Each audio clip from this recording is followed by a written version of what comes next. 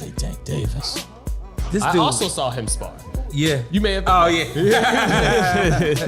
We were talking. He says he comes over to me like a week later. He's like, so how hard was you really going? I said, what you mean? He said, that was like good work. I said, yeah, he's a good boxer, you know.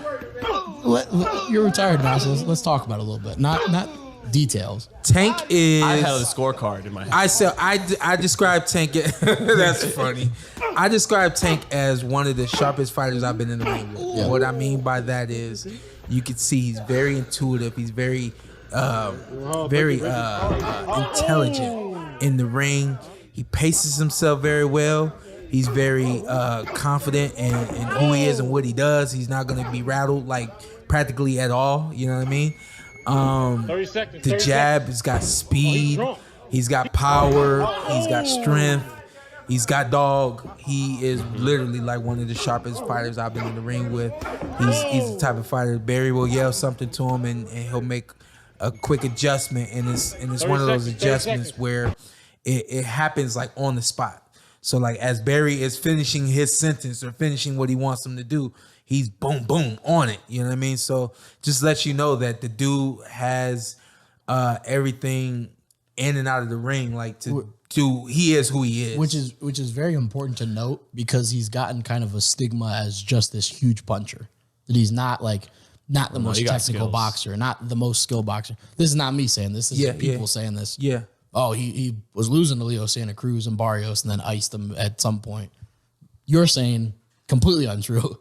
He's a very skilled technical boxer. I think his coach has gotten him boxing IQ. I think his coach has gotten him to a point where like his coach always says, we don't go in the ring for a knockout. The knockout happen. just happens and the knockout just comes. I think that he's still, even though he's been a multi-champion now, I think he's still learning and he's still growing. Mm-hmm. You know what I mean? So there's going to come a point where we'll start to see him use more jabs to set up certain punches, and we'll see him boxing a little bit more than we're used to seeing him box, simply to set up that knockout. I think in the past, especially, I think with the 140 Barrios, I think that he literally was not rattled, but just worried about the size.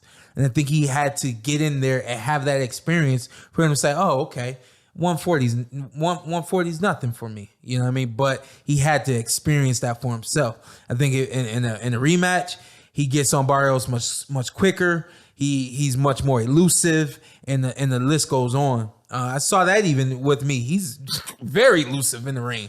You know what I mean? Coordination. Some of the best coordination. Yeah, man. DC's finest. Yeah, he's coordinating. He's from Baltimore. They're going to kill you.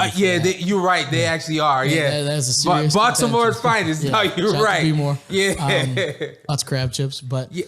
Let me say real quick. Yeah, go ahead. I call California LA. Yeah. My wife hates it. Yeah. Mm. So a lot of times I call that area Maryland. I call Maryland DC. So my bad. I know there's a difference. You know? Are there some similarities between Tank and Bud?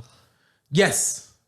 I think the parallel that I was seeing in my head is that sometimes they may not be technically doing exactly what they need to do, not what they need to do, but to be winning rounds, but they're setting something up. Uh-huh.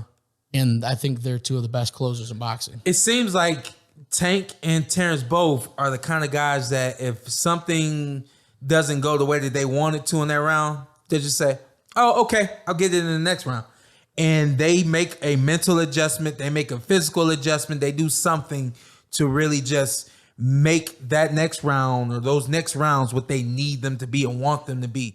It's nothing extreme, and it's nothing, and in a lot of ways, it's nothing that their opponents can do about it. Yeah. You know what I mean? I think that there were either way. Yeah, I think that there were moments in the fight where I had with Terrence where I was looking at him in his eyes, and I could see in his mind, I want to take control, and like while I'm trying to take it away from him, he kept coming with whatever it was he wanted to do. And that's just something, that's a talent. It really is. It's something you can't IQ for both. And you can't teach that, you know? So, and it'll be interesting to see. So he fights Isak Cruz, who is not like we've seen with Leo Santa Cruz and Barrios, where they're bigger guys that this is completely different. Fighting on the back foot, trying to outbox him. Yeah. Isak Cruz is not that guy. Yeah. At all. Yeah. He's the opposite. He's Yeah. going to be walking him down. It's going to be interesting to see how Tank adjusts to that. It'd be interesting to see how I Tank suspect adjusts to that.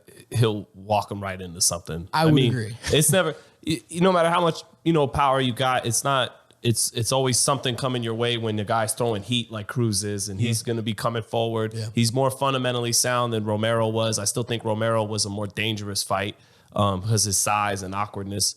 But I just think ultimately this guy's going to walk into a bomb. The camp thinks that Cruz is the more dangerous fight. And I agree. I agree He's because been through more. Well, I think Cruz is just much more fundamentally sound. Yeah. I think that Cruz has a higher work rate, and the fact that he's coming with a more conventional style, a more conventional approach, it gives Tank the opportunity to see what's coming, but it's coming with a lot of explosion and a lot of speed and quickness. I think with Romero, it was going to be more spurts.